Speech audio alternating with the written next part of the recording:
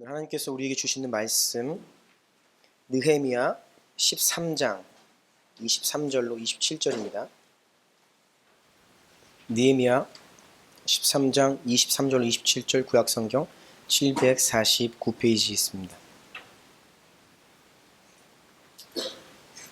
23절 27절까지의 말씀 제가 봉독해 드릴 때에 여러분 눈과 귀와 마음으로 들으시고 아멘으로 마음을 새기도록 하겠습니다. 23절 읽습니다. 그때에 내가 본즉 유다 사람이 아스돗과 암몬과 모압 여인을 맞아 아내로 삼았는데 그들의 자녀가 아스돗 방언을 절반쯤은 하여도 유다 방언은 못하니 그 하는 말이 각 족속의 방언이므로 내가 그들을 책망하고 저주하며 그들 중 몇 사람을 때리고 그들의 머리털을 뽑고 이르되 너희는 너희 딸들을 그들의 아들들에게 주지 말고 너희 아들들이나 너희를 위하여 그들의 딸을 데려오지 아니하겠다고 하나님을 가리켜 맹세하라 하고 또 이르기를 옛적에 이스라엘 왕 솔로몬이 이 일로 범죄하지 아니하였느냐. 그는 많은 나라 중에 비길 왕이 없이 하나님의 사랑을 입은 자라.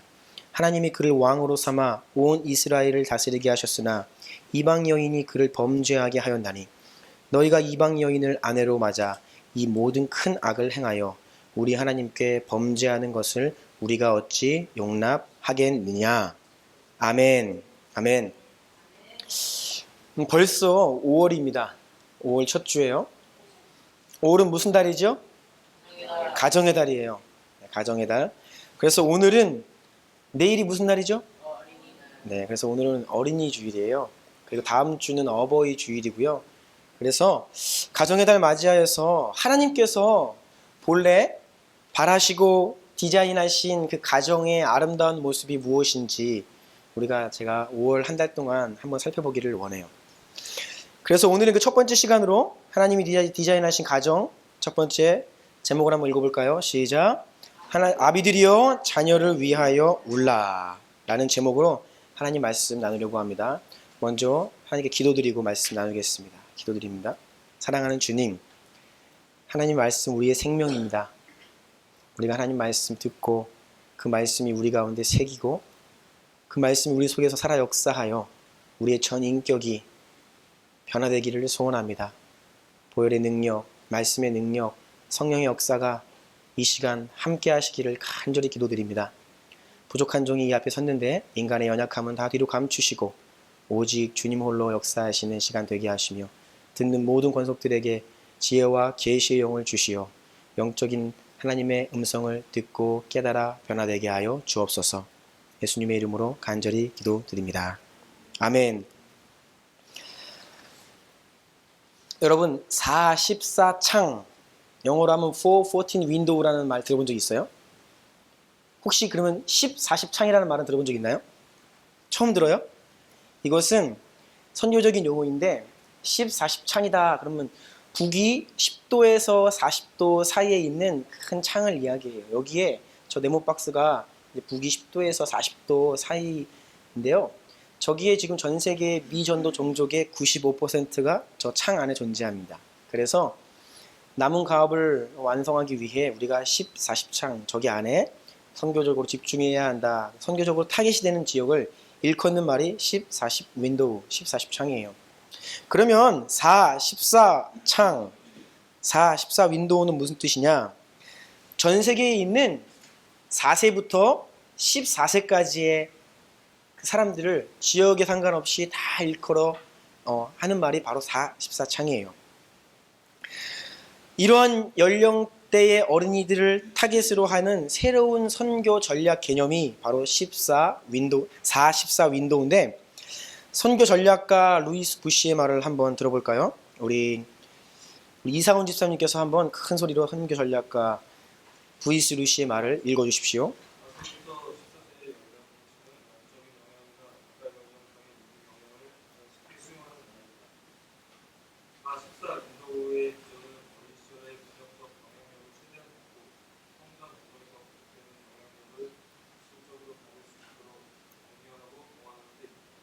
네, 그래요. 그래서 사실상 4세부터 14세 이 시기가 한 사람의 평생을 좌우할 만한 가치관이 형성되고 또 이 시기에 받는 영적인 영향력이 실로 막대하기 때문에 이때가 너무나 중요한 인생의 시기이다. 그래서 이 시기에 사람들에게 복음과 하나님 나라의 가치관을 온전히 심어주고 알려야만 그들이 인생을 하나님의 아들, 딸로서 살아갈 수 있다. 주님의 영광을 위해 살아갈 수 있다. 라고 하는 개념이 바로 14창 윈도우의 의미예요. 제가 청년 시절에 아프리카 감비아라는 나라를 방문한 적이 있었는데 그곳에서 만난 선교사님들이 무슨 일을 하고 계셨냐? 제가 머물던 곳은 큰 센터였는데 한 50명에서 60명의 형제자매들이 함께 먹고 자고 공동체 생활하는 곳이었어요. 그런데 대부분의 아이들이 유치원부터 초등학교, 중고등학교 애들이었습니다. 선교사님이 이 4세부터 14세까지의 중요성을 아셨는지 거의 모든 선교의 역량을 이런 어린아이들로부터 청소년에게 이르기까지의 형제자매들에게 모든 역량을 다 쏟아서 그들에게 말씀으로 양육하고 함께 지내는 모습을 제가 본 적이 있었어요. 여러분 4세에서 14세 매우 중요합니다. 내가 4세에서 14세 안에 있다. 손 들어보세요. 만으로 해서 만으로. 우리 교회학교 친구들은 다 거의 다 포함될 거예요. 네. 이렇게 중요한 시기에 우리 자녀들 또 대한민국의 다음 세대들 어떠한 모습으로 살아가고 있을까 한번 잠깐 살펴보기 원해요. 그런데 먼저 알아야 될 것은 우리가 가장 많이 하는 실수 중에 하나가 무엇인지 아십니까? 내 자식은 달라. 우리 민수는 달라. 이 말이에요. 저도 우리 아들은 달라라는 생각이 아마 앞으로 계속해서 있을 텐데 이것은 근데 여러분 우리가 실수 아닌 실수이고 가장 범하기 쉬운 오류 중에 하나입니다. 예수님께서도 다른 사람의 눈 속에 있는 티는 보면서도 네 안에 있는 네 눈 속에 있는 들보는 보이지 못하느냐라고 하면서 그 인간의 완악한 그 심성에 대해서 말씀하셨는데 우리는 다른 사람, 다른 자녀, 이 사회 너무나 민감해요.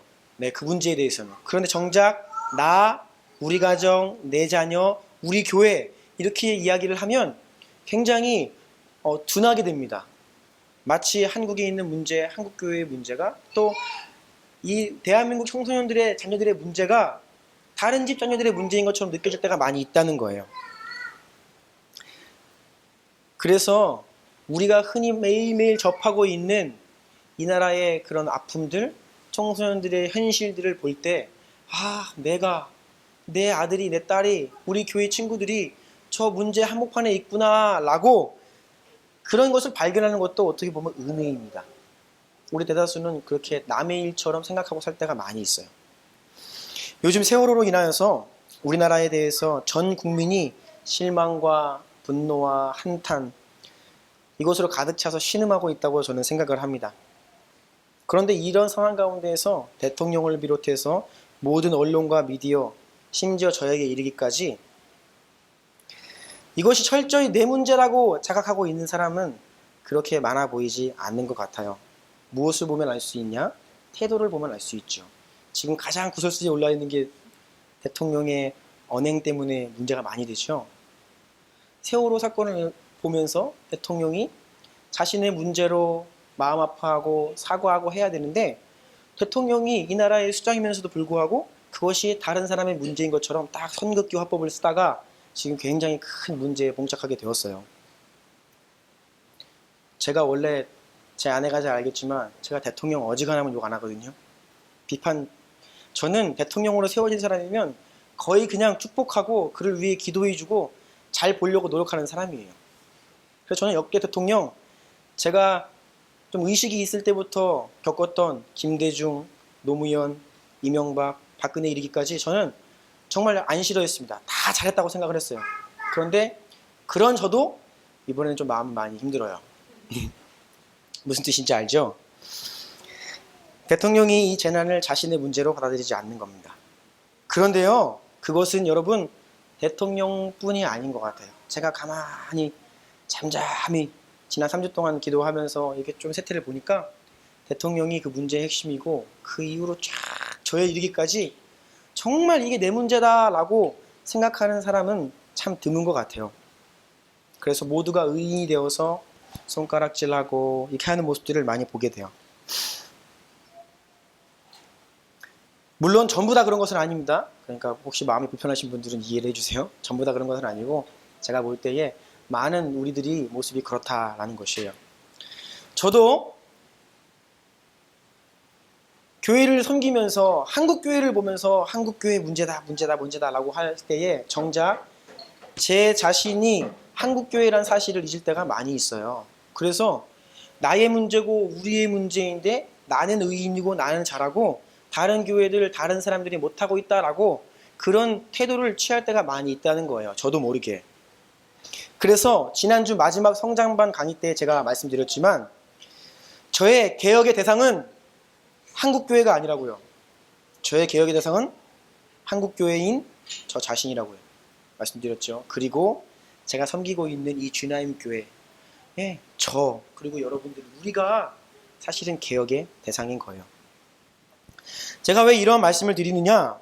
우리가 대한민국의 자녀들의 현 주소를 바라볼 때에 그게 내 가정, 내 자녀, 그리고 앞으로 커갈 나의 아들, 딸의 문제라고 동일시 여기면서 심각하게 받아들이지 않는 우리의 모습이 너무나 만연해 있기 때문에 이러한 말씀을 드리는 거예요.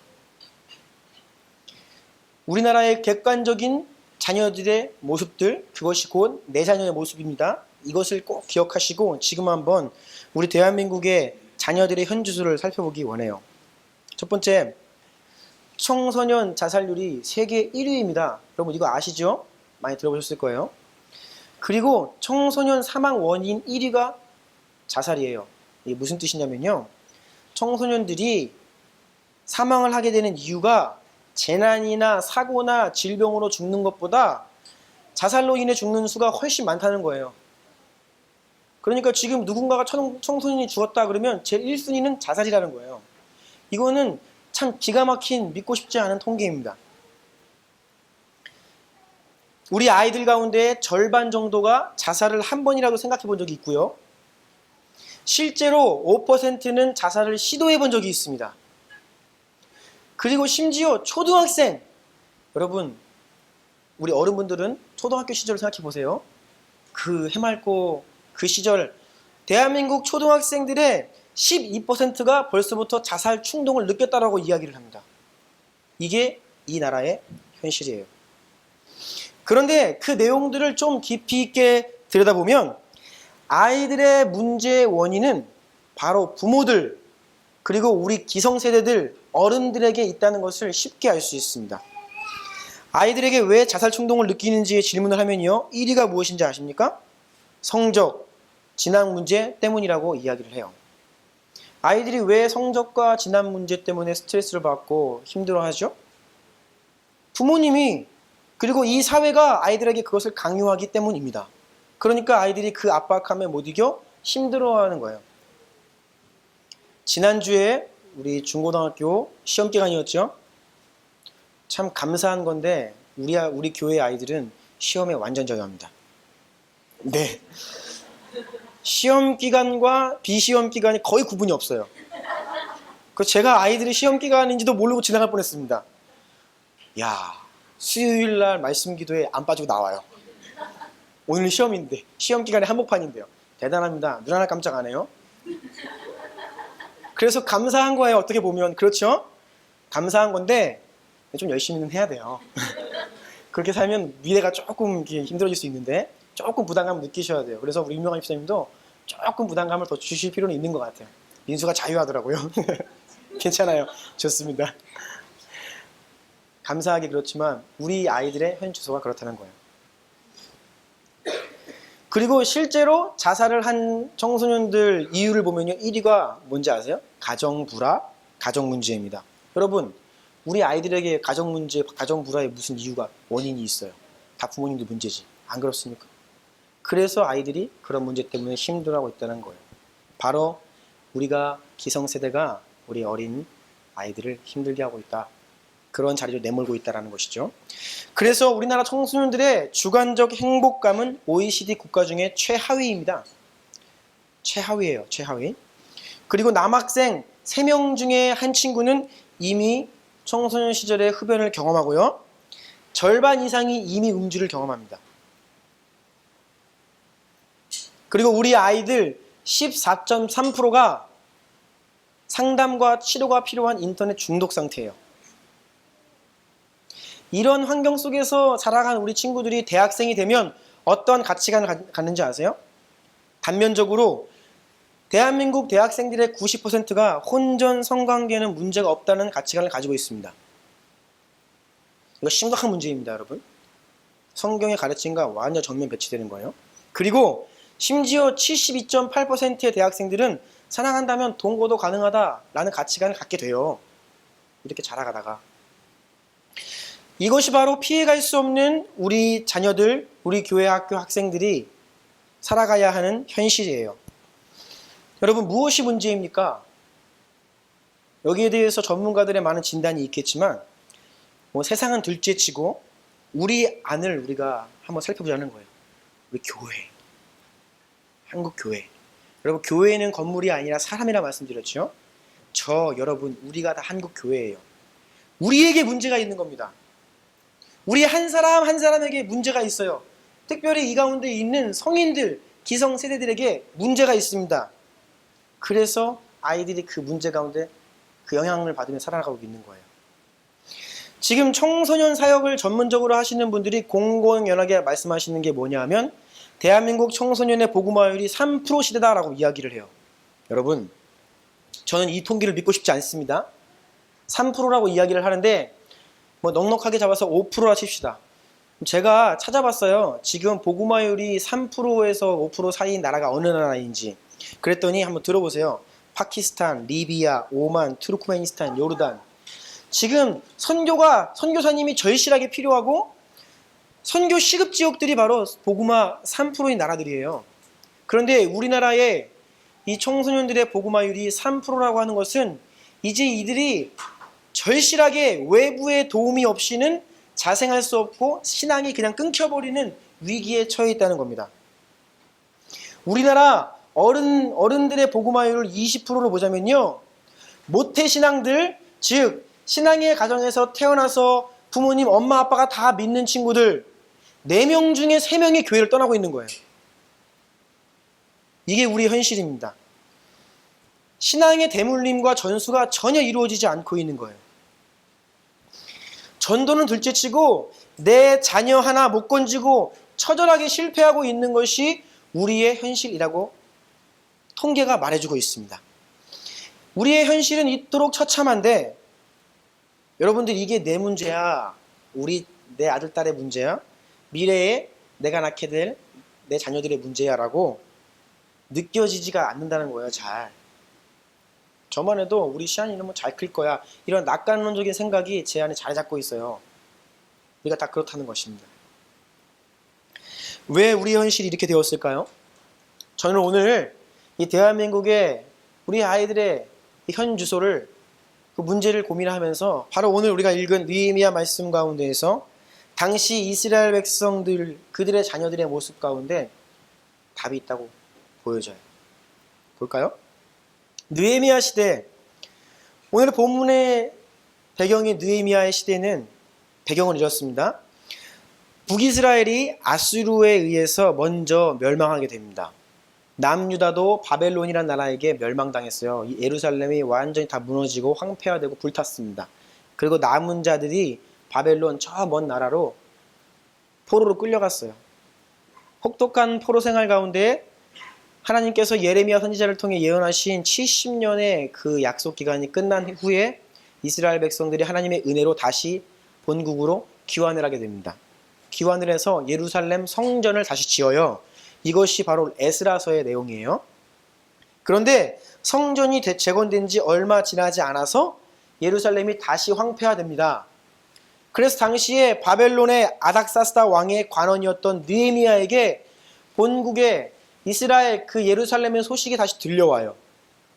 이 소식을 들은 느헤미야가 예루살렘에 돌아와서 무너진 예루살렘 성벽을 다시 그 성을 재건하는 내용이 바로 느헤미야의 내용이에요. 여러분, 이제 포로기가 끝났습니다. 성전이 지어졌어요. 그리고 성벽도 마무리되었습니다. 그래서 예루살렘이 다시 재건되었고 회복되었어요. 그런데 이러한 기쁨도 잠시였습니다. 이스라엘에게는 성전이나 건물 따위가 아닌 더 심각한 문제가 그들에게 있었는데 그것은 다름 아닌 그들의 자녀들에게 문제가 있었어요. 느헤미야 13장 34절, 24절 다 같이 한번 읽어보겠습니다. 시작. 그들의 자녀가 아스돗 방언을 절반쯤은 하여도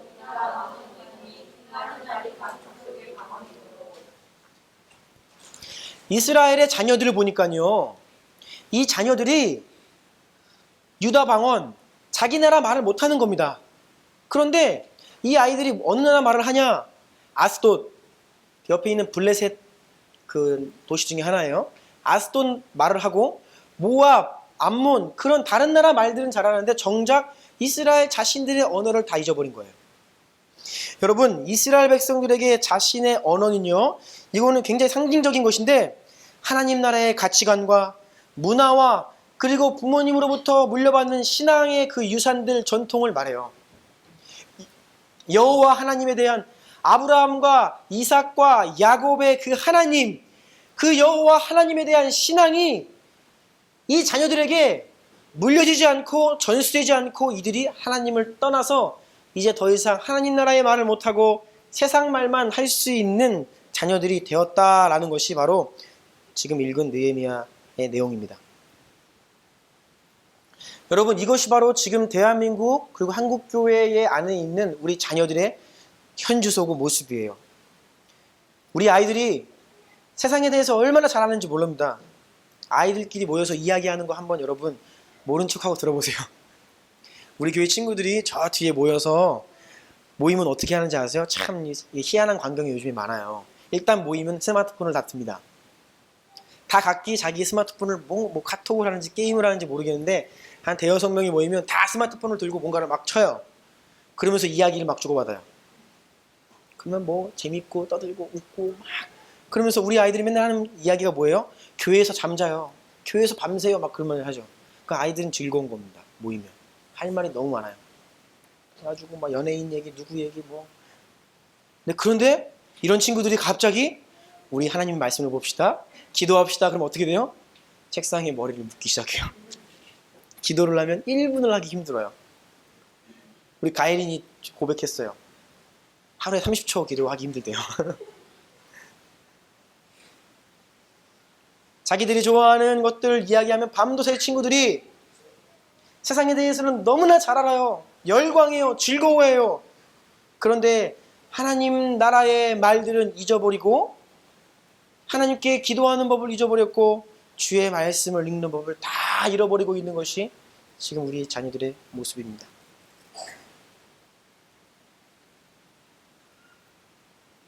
세상은 너무나 잘 알지만 하나님 나라의 방식은 모르게 된 거예요.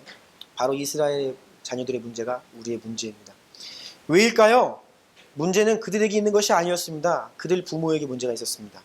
느헤미야 13장 23절 읽어볼까요? 시작. 그때에 내가 또 본즉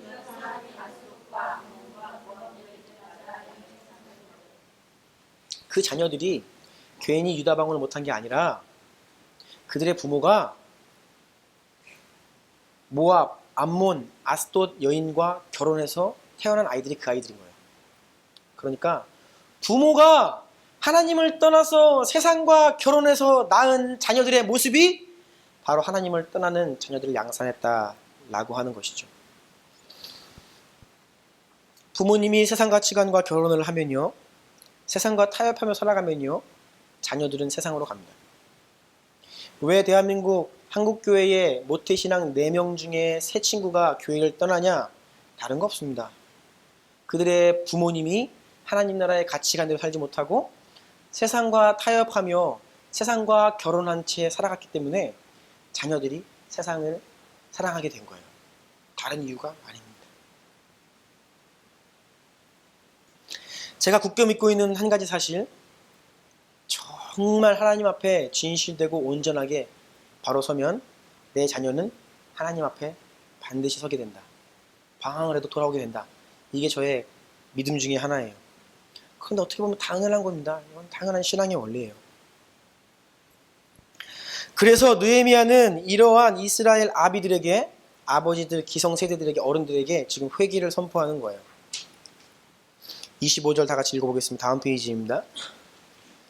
큰 소리로 읽겠습니다. 시작. 내가 그들을 책망하고 저주하며 그들 중 몇 사람을 때리고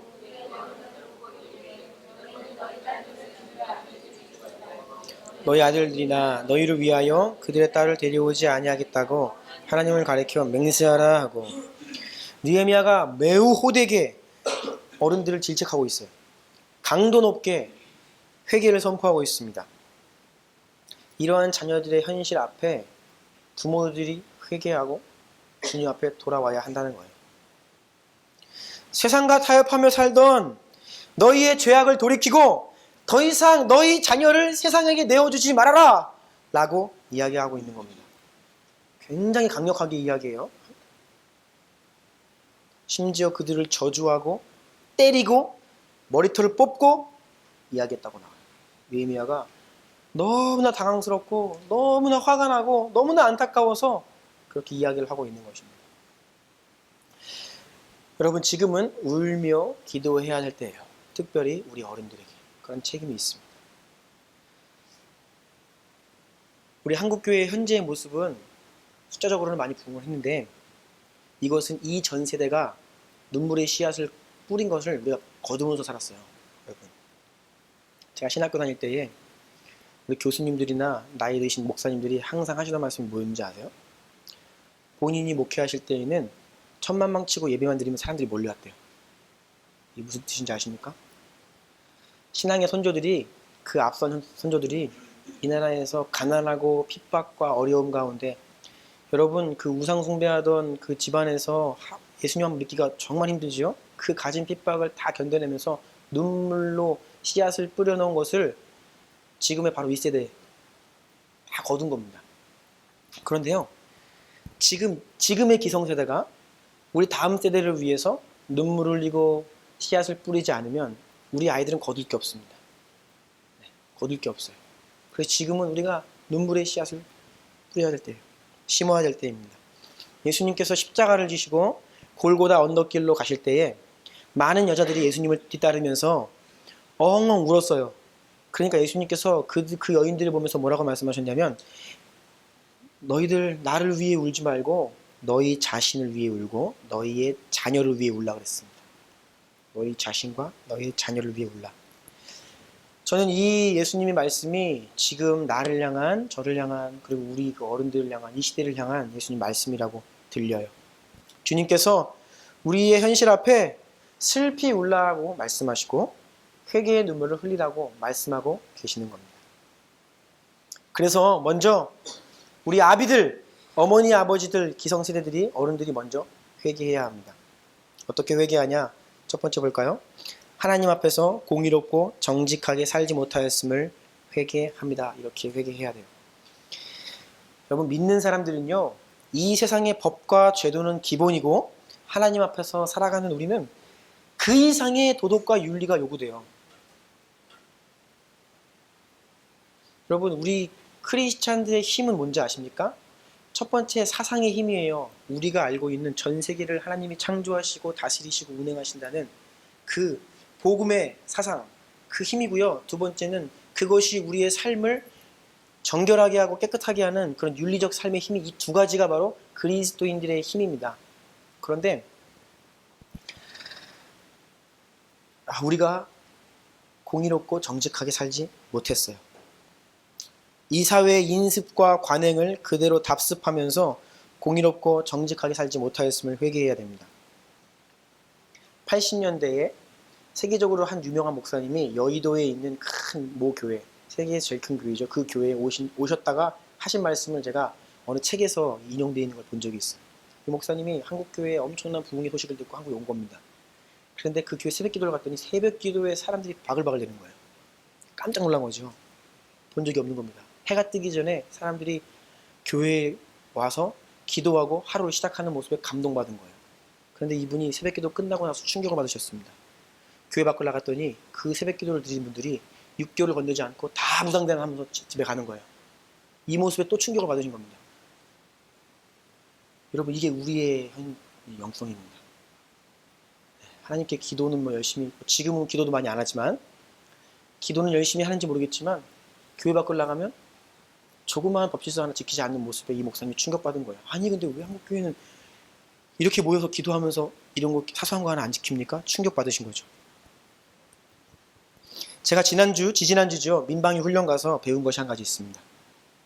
큰 재난 앞에서 생명을 살리는 것은 무슨 위대한 테크놀로지가 아니에요. 뭐 능력이 많은 사람, 슈퍼맨이 나타나가지고 그들 다 구하는 게 아닙니다. 평소에 원칙과 기본을 얼마나 잘 숙지하고 그것을 지키며 사느냐, 이게 재난 앞에 사람을 살리는 길이라고 우리 교육하던 한 소방수 요원 아저씨께서 그런 말씀을 하시더라고요. 그래서 잘 들으라고 해서 제가 민방위 훈련 4시간 동안 잘 들었습니다. 로프맨은 뭐 정말 중요하죠. 화재시의 대피 요령, 그리고 심폐소생술, 이거 잘 배우고 왔는데요. 제가 요즘 회개하는 심정으로 작은 질서, 법, 이거 지키려고 노력을 하는데 그동안 제가 얼마나 많이 이 법을 무시하며 살아왔는지 깨닫고 있어요. 요 앞에 농협, 여기 앞에 거리, 무단횡단 많이 했거든요. 제가 가로질러 갔거든요. 제가 항상. 왜냐하면 저기로 사거리 가서 길 건너가면 힘들거든요. 시간이 많이 걸리니까 차가 안 오면 싹 저하고 또 있으면 여기 찔리시는 분 몇 분 계세요. 제가 일단 저는 안 하기로 마음 먹었습니다. 주님 죄송합니다. 제가 앞에서 말씀을 전하고 성도들에게 정직하고 잘 살자 그러는데 무단횡단을 밥 먹듯이 했습니다. 그러고 보니까 여기 상동시장, 중동시장 사이 길, 거기 뭐 아무것도 아니죠. 무단횡단 안 하기로 제가 마음 먹었어요. 그래가지고 파란불에 들어올 때까지 기다렸습니다. 다른 게 아니더라고요. 그런 모습, 나부터 변해야 되는 거 아닙니까? 어쩔 때는요, 사람들이 저를 이상하게 생각해요. 우르르 다 지나가는데 나 혼자 안 지나가니까 또 꼬맹이가 이 아저씨는 왜 안 지나가 그러더라고요. 나는 빨간불이라서 안 지나가고 있었거든요. 그 아이들이 어려서부터 엄마 아빠가 빨간불에 지나가니까 아이도 결국 지나가는 거 아니겠습니까? 이거는 그냥 단면을 보여주는 거예요. 일부분만 보여주는 겁니다. 제가 운전하면서 이제 신호도 철저하게 지키기로 마음 먹었어요. 안전벨트도 꼭 매고요. 누가 들어오려고 그러면 양보해주고요. 쓰레기 보이면 줍고, 우리 교회에 소화기도 들여놓고, 오늘 MT 가는데 보험도 다 들고. 근데 그동안 제가 안전불감증이 저에게 있었더라고요. 저에게. 뭐 나에게 큰일 나겠어? 이런 마음이 너무 많았어요. 그래서 우리가 하나님 앞에서 세상의 기준과 법을 초월해서 더 의롭고 더 정직하고 더 도덕적이고 윤리적인 삶을 살아야 되는데 그러지 못하였다. 이것을 회개해야 됩니다. 우리 기성세대들이요. 두 번째는 세상의 방식과 논리대로 살았음을 회개해야 됩니다. 우리도 좋은 대학, 좋은 직장, 많은 연봉, 더 좋은 조건, 이런 기준으로 선택을 하며 살아왔어요. 근데 성경에는 그런 말이 없거든요. 보다 정직하고 보다 의미 있고 보다 성실하고 보다 하나님 기뻐하시는 길을 택해야 되는데 우리는 그것보다 세상적인 가치로 지금까지 살아왔던 겁니다. 우리의 어린 아이들이 볼 때에요, 우리 부모님들이 믿지 않은 친구들의 부모님과 이 무언가 달라도 확실히 달라야 되는데 보면 똑같아요. 이게 문제입니다. 내 친구는 믿지 않은 부모님이에요. 우리 엄마 아빠는 믿어요. 그러면 분명히 이 친구 엄마 아빠랑 우리 엄마 아빠랑 달라야 되는데 별반 다를 게 없는 이 모습을 보면 우리 아이들은 세상으로 갑니다. 제가 고등부 사역할 때 그런 고민하는 친구들이 많았어요. 물론 그 혈기왕성하고 이 분노가 있어서 그런데 엄마 아빠 신앙이 위선적이라는 거예요. 집에 와서는 하나님 말씀대로 안 살면서 나보러 교회 가라 그런대요. 그래서 그걸 핑계 삼아 교회를 안 나와요. 그런 친구들이 많이 있었습니다. 세 번째입니다. 세상의 가치관으로 우리 자신뿐이 아니라 우리의 아이들, 학생들을 양육하였음을 회개해야 됩니다. 우리의 모습, 우리의 가치관, 우리의 언행심사가 그대로 우리 친구들에게 전수되고 영향되고 이들이 우리를 따라하는 거예요. 그래서 우리 아이들은요, 대한민국 청소년들은요, 특히 한국교회의 다음 세대들은요, 다른 거 없어요. 부모님이 교회 어르신들이 하는 거 그냥 보고 배운 거밖에 없습니다. 그 결과가 4명 중에 3명이 교회를 떠나게 되는 결과인 거예요. 우리 아비들이 회개해야 될 때입니다. 그러면 자녀들 들으세요. 혁수야, 한우마, 들으세요. 그럼 우리 아이들은 뭐 그냥 사냐? 아니에요. 여러분들도 회개해야 됩니다. 어떻게 회개해야 되냐? 첫 번째, 한번 읽어보세요. 동그라미 1번, 2번에 1번. 시작. 하나님의 자녀답게 거룩과 성결로. 여러분도 믿지 않는 친구들이랑 구별 없이 살아갔던 것을 회개해야 돼요. 믿지 않는 친구랑 여러분들이 대화하고 놀다 보면요, 충돌이 있어야 됩니다. 무슨 충돌? 마음의 의견의 충돌이 있어야 돼요. 왜? 그 친구들은 하나님을 몰라요. 그러니까 자기 원하는 대로 택하면서 살아가요. 근데 우리 친구들은 여러분의 주인이 누구라고요? 예수 그리스도. 그러니까 내 마음대로 할 수 없죠. 그러면요, 믿지 않는 친구들과 구별돼야 되는데 똑같이 살아가고 있다는 거예요. 그것을 회개해야 됩니다. 그래서 세상으로부터 거룩하고 성결하게 구별되어야 해요. 하나님은 깨끗한 그릇을 사용하신다고 지난 금요 부흥회 때 말씀드렸죠. 여러분 스스로를 세상으로부터 깨끗하게 정결하게 하지 않으면 하나님께 사용되지 못하는 겁니다. 그래서 오직 말씀과 기도로 거룩하여 줌이라. 그래서 우리가 말씀과 기도 계속해서 하는 겁니다. 자, 두 번째 보세요. 한번 읽어보세요, 우리 친구들. 시작. 날 향한 하나님의 사랑과 계획을 모르고 세상의 기준으로 나를 평가하고 소망 없이 살았음을 회개합니다. 이게 뭐냐? 여러분 한 사람 한 사람, 우리 친구들, 혁수야, 오늘 오랜만에 와서 너무 반가워요. 좋아요. 오늘 지각도 안 하고 일찍 왔어요. MT 때문에. 근데 우리 혁수를 향한 하나님의 계획이 있어요. 네 인생을 향한. 하나님이 원하시는 이런 모습이 있다고요. 그거를 여러분들이 알아야 됩니다. 그런데 그런 하나님의 엄청난 계획과 나에게 부어지는 하나님의 사랑을 알지 못하고 세상의 기준으로 여러분들이 여러분 스스로를 판단하는 겁니다. 뭐냐 하면, 뭐 우리 집안 별 볼 일 없는데, 뭐 우리 집에 돈도 별로 없어. 나는 공부도 못하는데 뭐 내가 커서 뭘 하겠어. 이런 마음들, 하나님의 마음을 아프게 하는 거예요. 여러분들은 신앙 안에서 큰 꿈을 가져야 됩니다. 나는 정말 누구보다 하나님을 사랑하며 누구보다 하나님의 영광을 돌리는 귀한 존재로 나는 살 거야. 하나님은 나를 그렇게 사용하실 거야. 주님 날 사용해 주세요. 이러한 하나님 안에서 꿈과 비전을 가지고 여러분이 커가야 돼요. 근데 우리 친구들 뭐 기대하는 게 별로 없어요. 그냥 뭐. 이것이 하나님의 마음을 아프게 한다는 거예요. 이것을 회개해야 됩니다. 세 번째, 하나님을 아는 것보다, 그리고 예수님보다 세상을 더 좋아하고 즐거워하는 것을 회개해야 해요. 다른 말 안 해도 알겠죠, 여러분? 하나님을 아는 것보다 세상을 더 훨씬 즐거워하고 즐겨요. 그 모습을 하나님께 회개해야 됩니다. 네 번째, 마지막인데, 이것은 여러분에게 허락하여 주신 그 부모님의 권위를 존중하지 않고 불순종했음을 회개해야 해요. 부모님과 자녀와의 이 관계는 다음 주에 좀 더 자세하게 다룰 건데요. 여러분들이 가만 보면 부모님이 무슨 말씀 하시잖아요. 그러면 네 라는 말보다 왜 라는 말을 더 많이 하는 겁니다. 그것은 하나님의 마음을 아프게 하는 것입니다. 세상 친구들은 부모님이 무슨 말 하면 왜? 싫어요. 이런 말을 많이 해도 여러분들은 부모님이 하는 말씀에 네 라고 말하는 하나님의 자녀의 그 열매를 맺어야 한다는 것이죠. 그래서 우리 부모님들, 자녀는요 내 것이 아닙니다. 우리 엄선주 자매는 저기 김정희 성도께 아니에요. 아직 출가 안 하셨기 때문에 어머니의 그런 우산 아래 있는 건데 어머니께 아닙니다. 모든 자녀는 하나님께서 양육하라고 우리를 대리 양육자로 세워주신 거예요. 여러분 마리아와 요셉을 한번 생각해 보세요. 마리아와 요셉은 아기 예수를 낳았지만 그 아기 예수가 자신의 아이가 아니었다는 것을 알았죠. 어떻게 그 아이를 길렀을까요? 하나님의 아들인 것을 알았습니다. 그러면요 정말 최고의 정성으로 최고 힘을 다하여 아마 예수님을 양육했을 거예요. 우리도 그런 마음으로 해야 됩니다. 내 아이, 내 욕심이 아니라 정말 최고의 하나님의 사람, 정말 하나님의 영광을 돌리는 사람, 이 시대의 빛과 소금이 되어서 사회에서 주님의 영광을 드러낼 존귀한 존재로 내가 내 아들, 딸을 양육하리라. 이러한 마음으로 대리 양육자의 심정으로 아이를 양육해야 한다는 거예요. 오늘 말씀 제가 마무리하려고 합니다. 하나님은 아비와 자녀 세대의 회복을 원하세요.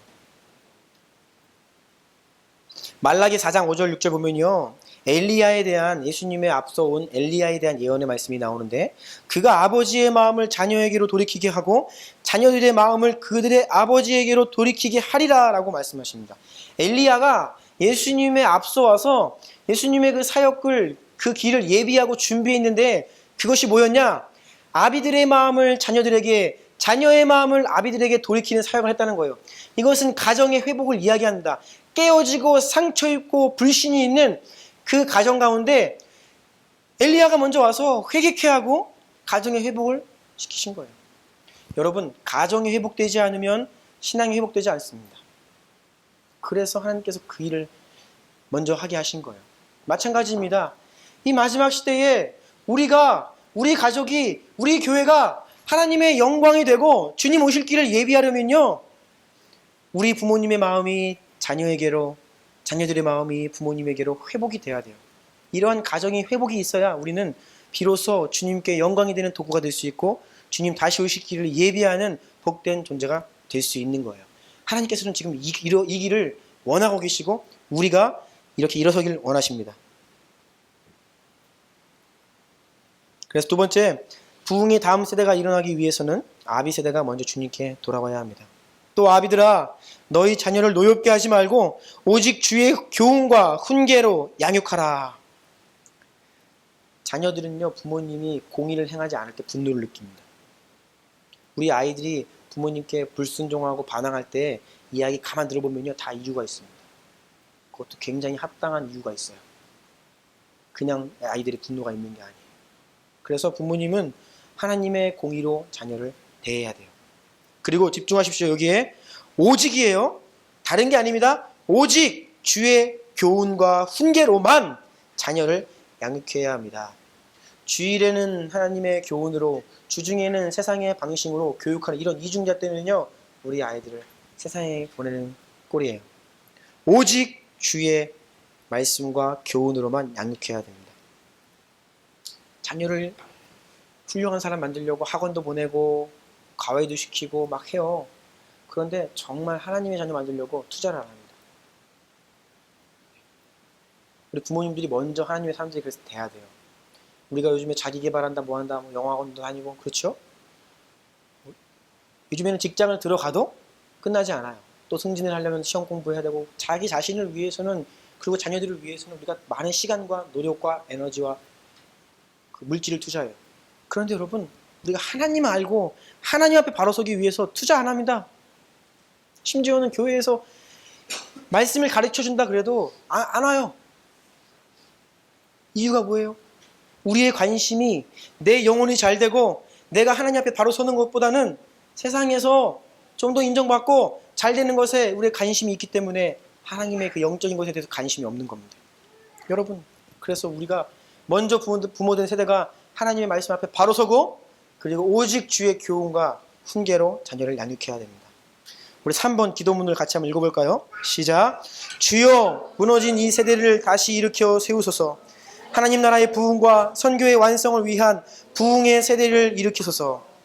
이것이 우리의 기도가 되어야 됩니다. 만군의 하나님이여, 우리를 회복하여 주시고 주의 얼굴의 광채를 비추사 우리가 구원을 얻게 하옵소서. 이러한 기도를 드려야 되는 줄 알아요. 자, 우리 아이들, 우리 교회학교 친구들, JG, DS 친구들, 그리고 우리 시안이, 우리 또 오늘 못 온 도준이, 준이, 우리나라의 미래고요, 우리 교회의 미래입니다. 그렇죠? 이 아이들을 위해서 우리가 기도해야 되고요, 이 아이들에게 정말 신앙의 선배들로서, 아비들로서 본을 보여야 합니다. 그러면 우리 아이들이 그 모습을 보면서 우리를 따라오게 될 거예요. 그래서 우리 주나임 교회가 이 자리 가운데 있는 우리 모든 성도들이, 우리 모든 가정이 정말 하나님께 영광이고 이 사회에서 빛과 소금이 되고 우리 영역 가운데 있는 많은 사람들이 우리를 보고 하나님을 알게 되고, 그리고 이 교회를 통하여서 하나님 나라가 부흥되고 선교가 완성되는 데에 우리가 존귀하게 쓰임받고자 하는 이 마음 가지고 우리가 회개하며 울며 다음 세대를 위해 씨앗을 뿌리기를 간절히 원합니다. 아멘. 이 시간에 오늘 한번 통성기도 한번 하겠습니다. 기도하실 때에 하나님, 거기 보시죠? 아비들의 회개, 어른들은 아비들의 회개를 하십시오. 우리 아이들, 자녀들이 회개를 하십시오. 우리가 하나님 앞에서 우리의 모습을 돌이켜 회개드리고 한 주 동안 실천해 보는 겁니다. 우리 삶의 현장에서 사소한 부분부터 하나하나 고쳐서 정말로 세상으로부터 이제는 손가락질 밟지 아니하고 정말 하나님의 사람으로 칭송받을 수 있도록 하나님께 은혜를 구합시다. 우리 힘으로는 안 돼요. 우리가 열심히 해봤잖아요. 안 됩니다. 성령의 은혜를 구하시고 주님 고치시옵소서. 잃어버린 다음 세대들을 다시 교회로 돌아오게 하시고 우리 교회에 있는 JG, DS 친구들 성령 충만하고 세상으로부터 구별되어서 하나님의 영광을 위하여 존귀한 존재로 쓰임받게 해주십시오. 우리 간절히 우리 자신과 우리 다음 세대들을 위해서 한번 기도하겠습니다. 기도하시겠습니다.